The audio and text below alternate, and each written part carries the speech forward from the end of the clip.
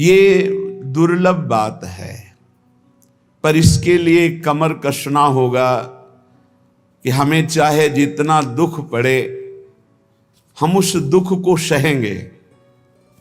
संसार की तरफ जाने वाले को दुख ही दुख है, पर प्रभु की तरफ चलने वाले को थोड़ा दुख है।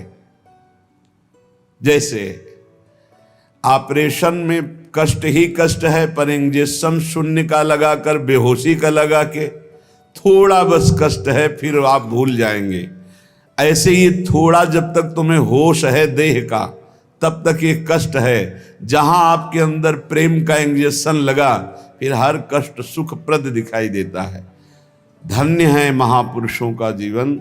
जब उनके चरित्रों को पढ़ो तो हृदय विदीर्ण होता है कि कैसा समर्पण श्री तुकाराम जी के महाराज के, कितना भारी कष्ट सहते हुए वो कितनी उच्च कोटि की दशा को प्राप्त हुए। हम इसीलिए कहते हैं कि कष्ट के बचने के लिए बचाव पक्ष में होकर जब आप संसार की तरफ भागोगे तो दुख तुम्हें छोड़ेगा नहीं, रौंद देगा। और जब तुम मुड़कर खड़े हो जाओ, आओ तुम्हें जितना देना है देख लो, कितना दुख दोगे, वो अपने आप दुख सुख के रूप में बदल जाएगा। ये लिख लो दिमाग में, डरना नहीं है।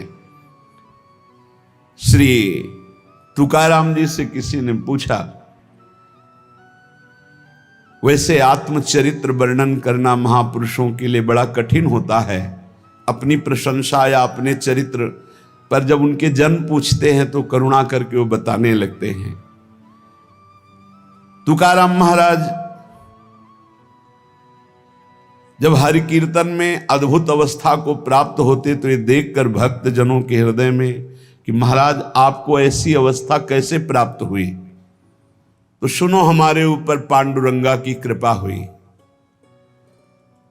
पहली, मेरा जन्म आप लिख रहे हैं चतुर्वर्ण में हुआ, मुझे व्यवसाय मिला व्यापार का, लेकिन पांडुरंगा जब अपने में लगाना चाहता है तो व्यापार सफल कैसे हो सकता है, असफल हो गया व्यापार। सारी संपत्ति हमारी जाती रही, घाटा ही घाटा व्यापार में। हमारे कुल से विट्ठल भगवान की उपासना होती रही, कुल में परंपरा चली आ रही थी कि हमारे कुलदेव पांडुरंगा विट्ठल भगवान। ध्यान से सुनना, चतुर्वर्ण में हमारा जन्म हुआ, व्यापार किया गया, व्यापार में घाटा ही घाटा। ऐसी परिस्थिति आई, माता पिता का स्वर्गवास हो गया, बहुत दुख मिला, ना खाने को, ना व्यापार चला, माता पिता ऊपर से पधार गए, अकाल पड़ गया। जो घर में बचा हुआ अन्न था कुछ दिनों में खत्म हो गया, बाहर से आने का कोई गुंजाइश ही नहीं रह गई, सब स्वाहा। जो हम पिता माता की बनाई हुई प्रतिष्ठा थी वो भी धूल धूसरित हो गई। यहां तक कि मेरे परिवार को अन्न के लिए तड़प तड़प कर प्राण त्यागना पड़ा। खुद आपने लिखा, हर तरह से चारों तरफ मुझे अंधेरा ही अंधेरा, कष्ट ही कष्ट। आपको स्थिति कैसे प्राप्त हुई आप वर्णन। मुझे अपने ऊपर लज्जा आने लगी कि ना पत्नी को अन्न दे सका, ना परिवार को पाल सका, क्या जीवन मेरा। बड़ा हृदय में दाह हुआ, सब कुछ नष्ट भ्रष्ट हो गया।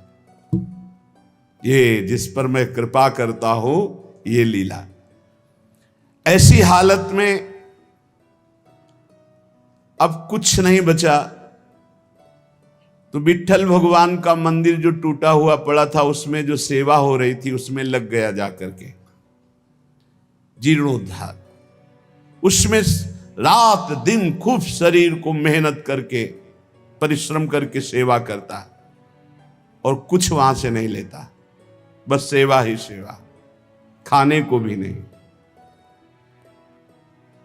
मन में उमंग आई, पहली बार की एकादशी व्रत रहूंगा।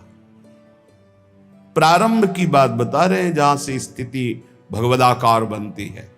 देखो, जिस पर विशुद्ध कृपा होती है ये प्रतिकूलताएं शुरू हो जाती हैं।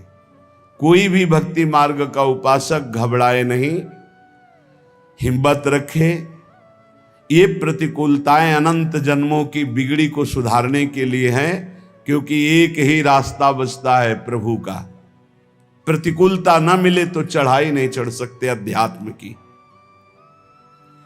मन में आया कि बाद से एकादशी रहा करूंगा। अब एकादशी तो है ही, क्योंकि कुछ घर में है ही नहीं, तो पर एकादशी व्रत रहने का। भजन में मन नहीं रमता था क्योंकि अभ्यास ही नहीं था। देख लीजिए, इतने बड़े महापुरुष जो सदेह विमान में बैठकर भगवत धाम गए। आप लोग चिंता मत करें। आप लोग जो कहते हैं मेरा मन भजन में नहीं लगता, तो कुछ तो लगता है।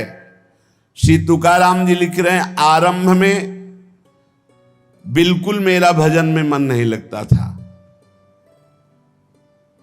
पर संतों के चरित्र पढ़ने में मन लगता।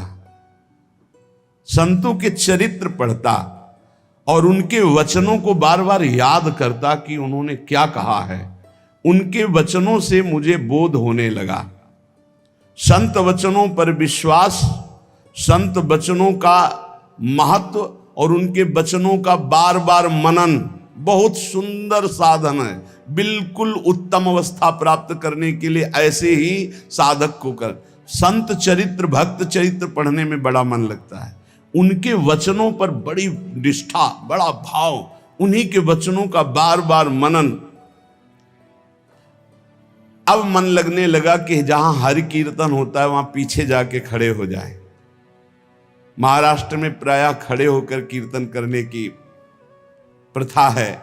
आगे महापुरुष गा रहे हैं, पीछे सब मंजीरा लिए हुए, मृदंग लिए हुए खड़े गान करते हैं। तो मैं भी कीर्तनकारों के पीछे खड़ा हो जाता और जैसे वो कीर्तन का भाव प्रकट करते वैसे ही कीर्तन गाने की चेष्टा करता। भक्तों के चरित्र पढ़ना, संतों की बातें मनन करना और कीर्तन में उपस्थित होने से मेरा मन शुद्ध होने लगा। अब तो कीर्तन में मेरा मन बहुत लगने लगा। कीर्तन भजन करने वालों को जहां देखता तो साष्टांग दंडवत हो जाता और गिरकर उनके चरणों में प्रार्थना करता कि थोड़ा चरणामृत उतार लेने दो। तो वो मुझे चरणामृत उतारने का अवसर देते और जब मैं चरणामृत पीता तो मुझे अपार आनंद आने लगा। अब तो मेरी लज्जा चली गई। जहां संत को देखता, भक्त को देखता, कीर्तनकार को देखता, चरणों में लौट जाता और उनसे प्रार्थना करता कि आप हमको चरणामृत दे दें। वो हमारी दैन्यता देखकर चरणामृत दे देते। अब हमारे मन में आया कि शरीर को भारी कष्ट देकर भजन करो। ये निष्ठा, ये निष्ठा। शरीर आराम सुख की व्यवस्था चाहने वाला भजन में रुचि नहीं प्रकट कर पाता। ये ध्यान रखना। चाहे जितना शरीर में कष्ट हो, पर जैसे एक गरीब आदमी धन कमाने के लिए प्रयासरत रहता है, ऐसे भजनानंदी भजन के लिए प्रयासरत रहता है। रात्रि विषयी पुरुषों के लिए सोने के लिए अच्छी लगती है, भजनानंदियों के लिए रात्रि भजन के लिए होती है। थोड़ा विश्राम किया, जग के बैठ गए। बैठने की सामर्थ्य नहीं, फिर करवट ली हुई, लेटे हुए, आंख खोले हुए मंत्राकार वृत्ति। समय हुआ शौच स्नान, अपनी दिनचर्या। नींद, नींद कहां? जब तक भगवत साक्षात्कार नहीं तब तक नींद कहां, और जब भगवत साक्षात्कार हो गया तो नींद कहां? क्योंकि तमोगुण का पूर्ण नाश हो जाता है, त्रिगुणातीत अवस्था प्राप्त हो जाती है। ये निश्चय हुआ कीर्तन में जाने से, भगवत भक्तों के चरित्र पढ़ने से, भगवत भक्तों के वचन मनन करने से, भगवत भक्तों का चरणामृत पीने से, भगवत भक्तों के चरणांग में साष्टांग दंडवत करने से, कि शरीर को कष्टप्रद करके खूब भजन किया जाए। ये बड़े भाग्यशाली जो ये शब्द समझ पावे। शरीर को कष्ट रखते हुए भजन करना, चैन नहीं लेने देना, ये बड़े भाग्यशाली होंगे सो ये बात पकड़ पाएंगे। अब शरीर को कष्ट, अब बैठे हैं, जैसे श्री महात्मा बुद्ध जी ने कहा, इहासने सुस्यति में शरीरम, मेरा शरीर इसी आसन पर बैठकर सूख जाए, हड्डी टूट जाए, मांस गलित हो जाए, लेकिन जब तक ब्रह्मबोध नहीं होगा मैं उठूंगा नहीं। ये निष्ठाएं महापुरुषों की पकड़नी होती है। शरीर को बहुत सुखद नहीं, उचित भोजन, उचित नींद, रात दिन भजन। मैंने भगवत भजन में शरीर को घिस डाला। तुकाराम जी के रात दिन कीर्तन, रात दिन भजन। अब अच्छा लगने लगा तप, कष्टप्रद भजन, कष्टप्रद शरीर और खूब भजन अच्छा लगने लगा। ये मन का एक स्वभाव है, इसे भोगों में लगा दो तो ये भोगों की अभ्यास बढ़ाता चला जाएगा, और भजन में लगा दो तो भजन का अभ्यास बढ़ाता चला जाएगा। जब अन्न त्यागा, फलाहार में आए, तब फलाहार भी त्यागने की इच्छा जागृत हो गई कि सावन भर केवल जल पी कर रहेंगे, गंगा जल पी कर रहेंगे। बड़ा उत्साह, त्याग की तरफ करो तो मन क्रम बाई क्रम त्याग बढ़ाता चला जाता है, और भोग की तरफ बढ़ो तो मन क्रम बाई क्रम भोग बढ़ाता चला जाता है। ये चतुर उपासक त्याग की तरफ बढ़ता है, अविवेकी भोग की तरफ बढ़ता है। इस प्रकार मेरी परमार्थ की साधना आरंभ हुई। कथा सुनना, कीर्तन में सम्मिलित होना और संतों से प्यार करना। संतों को देखते ही एकदम लौट जाना, ऐसा लगना कि हो भाग्य। ये प्रायः महापुरुषों की वाणियों में पाया गया। गोस्वामी तुलसीदास जी कहते हैं, जैसे मेघ को देखकर मोर कुहुक पड़ता है, नाचने लगता है, ऐसे संत को देखकर जो भक्त आनंदित हो जाता है, ओहो अहो भाग्य, आज संत दर्शन हुए, और मन नाच पड़ता है, उसके हृदय में भगवान प्रेम वर्षा करते हैं। हमारा चित्त बस दो ही जगह लगने लगा, कथा कीर्तन और संत जन। परहित की बात आती तो शरीर की परवाह न करके दूसरों की सेवा करने में बड़ा सुख मिलने लगा। मेरी अवस्था देख करके जो मेरे स्वजन हैं उनको अच्छा नहीं लगा। नहीं लगेगा अच्छा, एक एक बात बैठा लो। कई लोग शिकायत करते हैं, परिवार के लोग हमसे ठीक से बात नहीं करते, हमारा उपहास करते हैं। आपका क्या, बड़े महापुरुषों का किया। परिवार के स्वजनों को ये अच्छा नहीं लगता, हमारा भजन, हमारा संत प्रेम, हमारा परोपकार, उनको देखी नहीं गई। भाई बंद, स्त्री, ये सब हमारा जो ये भाव है इसके विरुद्ध करने लगे। ग्रह प्रपंच में आसक्त जन मेरे भाव का विरोध करने लगे, मुझे निषेध करने लगे। संत दर्शन, संत सेवा, कीर्तन, भगवत कथा, ये स्वयं उनके वचन हैं।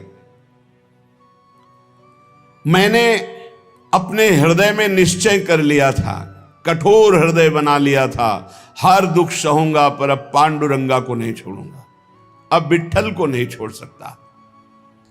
किसी की कोई भी परवाह ना करके, घर परिवार के लोग इतना प्रपंच किए, मैं किसी की बात नहीं सुनता। पकड़ो बात, बिल्कुल ये सोधी हुई बात इसीलिए सुना रहा हूं कि प्रायः हर भक्त के जीवन में ऐसा ही होता है जो सच्चाई से चलता है। घर प्रपंच की बातें मेरे को बहुत सुनाई गई, बड़ा विरोध किया गया, पर मैंने निश्चय कर लिया, हृदय कठोर बना लिया, इस जन्म में अब भगवान को नहीं छोड़ूंगा। फिर मेरे मन में आया कि जड़ मूल से इस प्रपंच को उखाड़ फेंकूंगा। अब तो जब हमारे परिवार के जन हमारा विरोध करते तो मैं ना देखता ना उनकी बात सुनता, और जोर जोर से कीर्तन करता। करो विरोध, कितना करोगे। राम कृष्ण हरि जय, राम कृष्ण हरि जय, विठ्ठल जय विठ्ठल। अब वो निंदा करें, वो उपहास करें, वो भगवत कीर्तन कर रहे, जड़ से उखाड़ फेंकूंगा इस प्रपंच को। स्वजन अपनी ओर खींचते और विठ्ठल अपनी ओर खींचते, यही चलता है साधक के। एक तरफ भगवान का आकर्षण, एक तरफ माया का आकर्षण। पर हमने भगवान की तरफ, परमार्थ की तरफ कदम जोर से बढ़ाए। अब साधक का यहां निर्णय है कि तुम माया के आकर्षण में जाते हो या प्रभु के आकर्षण में। लोग बार बार हमसे कहते कि तुम प्रवृत्ति मार्ग में हो, गृहस्थ धर्म में हो, तुम्हें ऐसा नहीं करना चाहिए। मैंने किसी की नहीं सुनी। अब इस जन्म में मुझे भगवत प्राप्ति करनी है, तुम्हारे किसी के उपदेश हमारे दृढ़ निश्चय को नहीं बदल सकते। इतनी खींचातानी जीवन में उपस्थित हो गई कि सत्य की पहचान के लिए मुझे मन को समझाना पड़ा कि तू मेरा साथ दे दे। अब जगत में तो कोई साथ नहीं दे रहा, ऐ मन तू मेरा साथ दे दे, तू मेरा साथी बन जा और सत्य स्वरूप भगवान श्री हरि के पथ का अनुसरण कर, तू कृतकृत्य हो जाएगा। तुकाराम जी महाराज कह रहे कोई साथ नहीं दे रहा, ऐ मन तू तो मेरा साथ दे दे, मेरा साक्षी बन जा और भगवान सत्य स्वरूप हैं, उनके मार्ग का अनुसरण कर। इस असत्य संबंध, पति पुत्र परिवार, ये मिथ्या नश्वर प्रपंच भोग, तिलांजलि दे दे मन, तू मेरा साथी बन जा। मैंने बहुत लोगों के मतों को नहीं माना। मेरे हृदय में नित्य और अनित्य का विवेक जागृत हो चुका था, इसलिए मैंने सत्य को पकड़ा। केवल भगवान का मार्ग ही सत्य है, न यह संबंध सत्य है, न यह संसार सत्य है। इस प्रकार जब मैंने श्री हरि चरण प्राप्ति के लिए दृढ़ निश्चय कर लिया, तो उसी समय भगवान मेरे सदगुरु के रूप में पधारे। श्री बाबा चैतन्य ने मेरे हृदय देश में प्रकाशित होकर के श्री राम कृष्ण हरि इसका उपदेश किया। वही कीर्तन करते थे, पर वही गुरुदेव आकर हृदय में उपदेश किए, जिसे कहते हैं स्वप्नादेश। उपदेश किया कि अब तुम श्री राम कृष्ण हरि ही कहो। मैंने अब दृढ़ विश्वास कर लिया कि जो जप रहा था वो गुरुदेव ने दे दिया, अब तो किसी भी तरह मैं इसे नहीं छोड़ सकता। विश्वास चित्त में धार लिया कि मेरा भोजन भी राम कृष्ण हरि, मेरी प्यास भी राम कृष्ण हरि, मेरे प्राण भी राम कृष्ण हरि, मेरा सर्वस्व राम कृष्ण हरि। निश्चय कर लिया, बड़ा सहारा मिल गया। पहले जपते थे, वही जब गुरु ने दिया तो बड़ा सहारा मिल गया, परिपक्व हो गया। अब तो बैठ करके 24-24 घंटे नाम कीर्तन, क्योंकि निश्चय पहले ही कर लिया था शरीर को कष्ट देकर भगवत भजन करना, ये बहुत जल्दी भजन रंग लाता है। जब चित्त लवलीन होने लगा तो मेरे हृदय में कविता की स्फूर्ति होने लगी। श्री हरि के लीला गुण प्रकाशित होने लगे, उनको कविता रूप में लिखने की स्फूर्ति हुई। श्री हरि का कीर्तन और श्री हरि प्रदत्त अभंग वाणी प्रकट हुई मेरे हृदय में। मैंने देखा कि मेरी बुद्धि में ये ताकत नहीं थी, ये मेरी बुद्धि में श्री हरि कीर्तन से प्रकाश हुआ, हरि लीलाओं का। ये भगवत प्रसाद से मेरे अंदर आया। ये भगवान की ही प्रेरणा से अभंग निकलते थे। मैं गदगद होकर के अश्रु प्रवाह करने लगा कि कैसी कृपा की मेरी बुद्धि में एक भी लीला नहीं थी और आज लीलाओं की बाढ़ आ रही, गुणों की बाढ़ आ रही है। मैंने श्री हरि चरणों के प्रति और दृढ़ विश्वास और दृढ़ श्रद्धा प्रकट हुई। क्रम चलता रहा। बीच में रामेश्वर भट्ट के द्वारा बड़ा हमारे साथ निषेध आघात हुआ। मैंने भगवान की कृपा समझी, निषेध आघात हुआ, उसको भी सहा। बड़े विघ्न डाले जाते हैं, ये माया भगवती बड़ी विचित्र है। भगवान की प्रेरणा से मैंने उसको भी सहा। समाज का विरोध, घर का विरोध, माया का नाना प्रकार तांडव, खाने को नहीं, हर अव्यवस्था। चलो भजन, यहां जरा सा कामना पूर्ति नहीं होती, बोले अश्रद्धा हो गई भगवान में। ये कोई भगत है? भगवान ही हमारे प्रीतम हैं, उन्हीं को प्रसन्न करना है, इसलिए नाम कीर्तन और सुंदर कवित्त रचना करके उनको सुनाता। जब मैं ऐसा करता तो बहुत लोगों ने मुझे अनुचित ठहराया। इन बातों को बहुत पकड़ना है, हिम्मत से चलना है। बहुत लोग विरोध करने लगे। जो मेरी लिखी हुई वाणी थी, बड़ा विरोध होने लगा। इस विरोध से मेरा चित्त यूं दुखी हुआ कि हे हरि, आप प्रेरित करते हो, सो मैं लिखता हूं, सो मैं गाता हूं, फिर ये विरोध क्यों? जब मुझे लगा कि मेरे हरि ही नहीं चाहते हैं, तो जितने अभंग रचना की थी सबको लेकर के इंद्रायणी नदी के दह में जाके डुबो दिया। विरोध कर रहे थे। भगवान के द्वार पर जाकर के, विट्ठल भगवान के द्वार पे न खाना न पीना, उदास बैठ गया। आप तो ही वाणी प्रकट करते हो, आप ही अभंग लिखाते हो, फिर इतना विरोध करवा दिया, जाके इंद्रायणी में डुबो दिया बाड़ी जी को।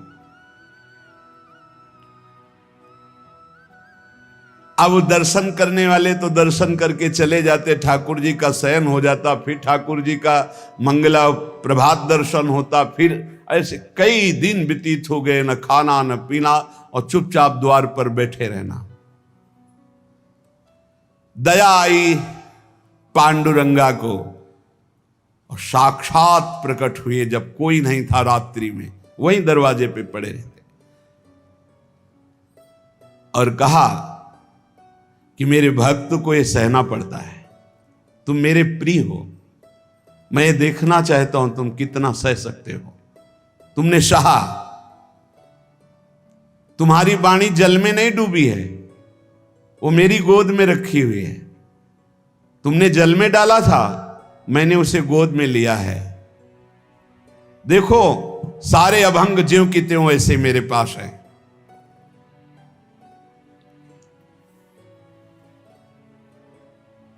अभंग ज्यों के त्यों, जैसे श्री भगवत रसिक जी की वाणी यमुना जी में, तो यमुना जी ज्यों का त्यों, एक अक्षर भी गीला नहीं हुआ था, ज्यों का त्यों ले। ऐसे भगवान ने कहा, जो तुमने इंद्राणी में डुबो दिया ना अपनी वाणी, कि सब विरोध करते, मैंने अपनी गोद में लिया है। ये रहस्य रघुनाथ कर बेग न जाने कोई। सहना पड़ेगा इतने बड़े महापुरुष को भी, कितने कष्टों से ही भरा जीवन। तुकाराम जी भगवान का सगुण साक्षात्कार करके, भगवान से बात हुई, भगवान ने दर्शन दिया।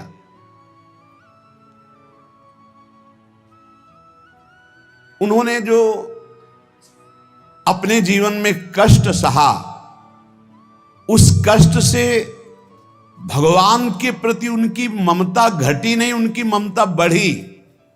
भक्त वही है कि जितना उन कष्ट मिले, जितनी विपरीतता आवे, उतना भगवान के प्रति प्रियता बढ़नी चाहिए।